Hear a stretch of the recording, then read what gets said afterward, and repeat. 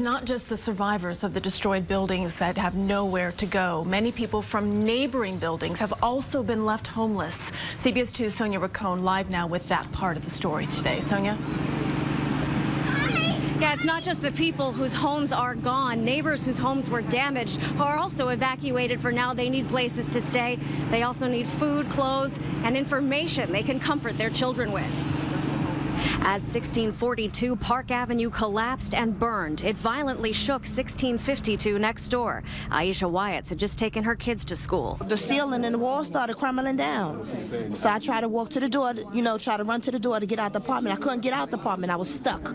The door was jammed. She says she thought of her children as she banged on the wall. I cried for help and my next door neighbor heard me. He said he wasn't going to let me die in there. Her neighbor kicked in the door and they ran. She's getting help here at the Salvation Army, where the Red Cross and other disaster relief agencies are finding places to stay for some of the 70 or so people who can't go home.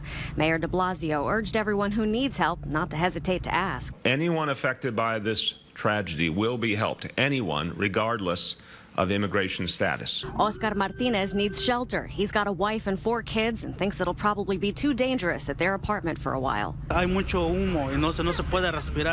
He says it wouldn't be safe for the children to breathe in all the smoke and dust. Elizabeth Alvarez is worried her apartment was ruined by fire, water, and debris. I don't know what's going to happen, if I'm going to have a home after this. I don't know. Her 9-year-old twins were home with her when the windows blew out. She slept here at the Salvation Army and took her kids to school in the morning to give them a sense of normalcy in the chaos, knowing they'll be safe there while she figures out what's next.